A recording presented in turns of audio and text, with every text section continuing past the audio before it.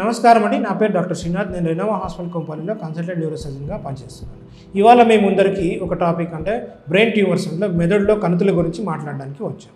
మెదడులో కణుతులు అనేది పలు రకాలుగా ఉంటాయండి. సాధారణంగా మనం చూసినట్టయితే మ్యాలిగ్నెంట్ అంటే ప్రాణాంతకరమైనవి, బినైన్ అంటే ప్రాణాంతకరం కానివి రెండు రకాలుగా మనం గమనించవచ్చు. ఈ సాధారణంగా చూసేవి బ్రెయిన్ ట్యూమర్స్లో గ్లయోమాస్ అంటాం. ఈ గ్లయోమాస్ ఈ మ్యాలిగ్నెంట్ ట్యూమర్స్గా గుర్తించాల్సి ఉంటుంది. ఈ మ్యాలిగ్నెంట్ ట్యూమర్స్లో కూడా 4 గ్రేడ్స్ ఉంటాయండి. మొదటి 2 రకాలు అనేది తక్కువ రకం గ్రేడ్ కాబట్టి గ్రేడ్ 1 and 2 అంటాము. ఇలాంటి ట్యూమర్స్లో మనకు ట్రీట్మెంట్ చేయడానికి టైం ఉంటుంది, మనకు రెస్పాన్స్ చేయడానికి టైం ఉంటుంది కాబట్టి చాలా మెల్లగా ప్రోగ్రెస్ అవుతాయి. 3-4 గ్రేడ్స్లో ఏదైతే గ్లయోబ్లాస్టోమా కానీ అనాప్లాస్టిక్ గ్లయోమా అని అంటాము. ఇలాంటివి ట్యూమర్స్ అనేవి చాలా వేగంగా పెరిగి ప్రాణాంతకరమయ్యే అవకాశం ఉంటుంది. ఈ గ్లయోమాస్ అనేది మనకు సాధారణంగా లక్షణాలు ఎటువంటివి గమనిస్తామంటే తలనొప్పి కానీ, ఫిట్స్ కానీ, కాలు చేయి వీక్నెస్ కానీ, మాట తేడా కానీ, లేకపోతే మనిషిలో బిహేవియరల్ చేంజెస్ అంటే మాట తీరు, పర్సనాలిటీ చేంజెస్ కానీ మనం గమనించాల్సి ఉంటుంది.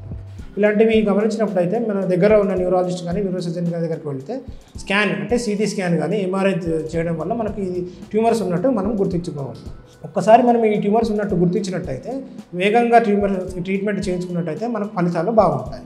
మొదటి 2 రకాల ట్యూమర్స్లో మనకు సాధారణంగా సర్జరీ ఒకటి సరిపోతుంది కాబట్టి ఎంత త్వరగా సర్జరీ చేయించుకుంటే మనకు బయాప్సీ రిపోర్ట్ వచ్చినప్పుడు ఆ ట్యూమర్స్ గ్రేడ్ 1 and 2 అని గుర్తించినప్పుడు ఫర్దర్గా మనకు కీమోథెరపీ, రేడియేషన్ థెరపీ కానీ అవసరం లేనట్టు గుర్తించాల్సి ఉంటుంది.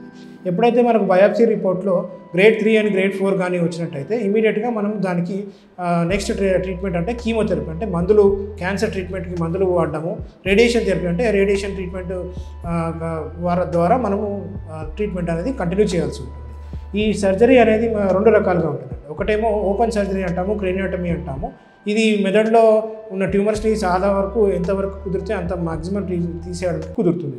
రెండో రకమైన ట్రీట్మెంట్ అనేది స్టీరియోటాక్టిక్ క్రేనియోటమీ అంటాము. ఇది బ్రెయిన్లో ఉన్న చిన్న చిన్న ట్యూమర్స్ని మనం తీయగలిగిన అవకాశం ఉంటుంది.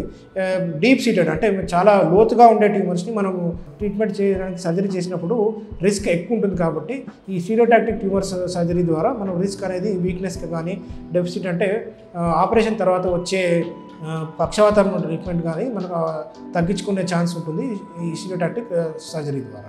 ఈ కొన్ని ట్యూమర్స్లో ఈ సర్జరీ చేసి మొత్తం తీయడం కుదిరినప్పుడు బయాప్సీ చేస్తాం. ఇది మనం సాధారణంగా స్టీరియోటాక్టిక్ బయాప్సీ అని ఎక్విప్మెంట్ స్పెషల్గా ఉండడం వల్ల దానివల్ల చిన్న నీడిల్ ద్వారా మనం ట్యూమర్లోకి మనం నీడిల్ పంపించి బయాప్సీ అంటే ట్యూమర్ గడ్డ మనం ముక్క తీసి మనము పెథాలజీ పెథాలజీ మనం చేసినట్టయితే మనకు ఏ రకమైన ట్యూమర్ అనేది గ్రేడ్స్ అనేది మనం తెలుసుకున్నట్టయితే ఫర్దర్గా ట్రీట్మెంట్ అనేది కీమోథెరపీ కానీ, రేడియేషన్ థెరపీ కానీ ఇవ్వాల్సి వస్తుంది.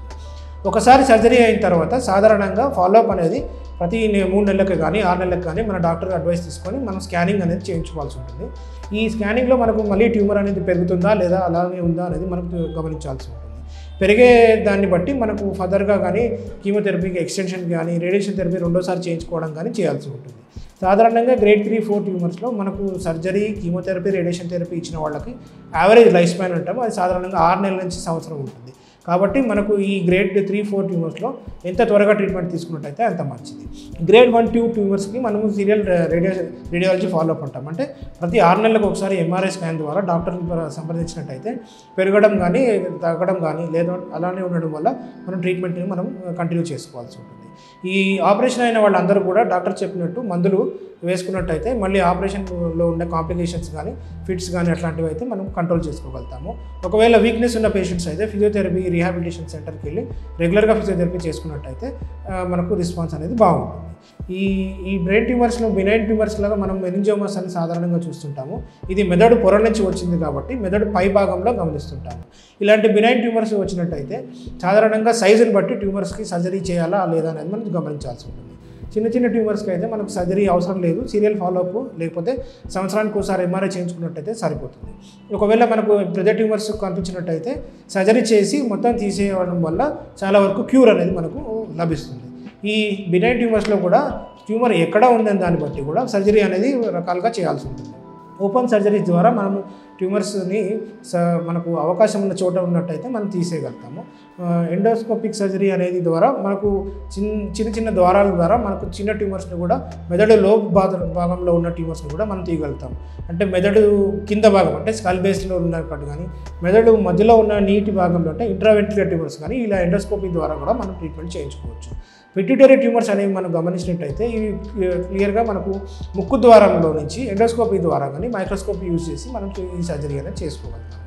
ఈ ట్యూమర్స్ ఉన్నప్పుడు మనం సాధారణంగా ఈ పిట్యూటరీ ట్యూమర్స్లో హార్మోన్ టెస్ట్లు చేయించుకొని ఆపరేషన్ తర్వాత కూడా ట్యూమర్ గురించి హార్మోన్ టెస్ట్లు పెరుగుతుందా లేదా అనేది మనం ఎంఆర్ఐ చేయించుకుంటూ ఫాలోఅప్ అనేది డాక్టర్ అడ్వైస్ ప్రకారం చేయించుకోవాల్సి వస్తుంది. సాధారణంగా ఈ ట్యూమర్స్ సర్జరీ తర్వాత రెగ్యులర్గా ఫాలోఅప్ ఉన్నట్టయితే ఈ ట్యూమర్స్ అనేది చాలా వరకు ఉపశమనం కలిగే అవకాశం ఉంటుంది. Thank you.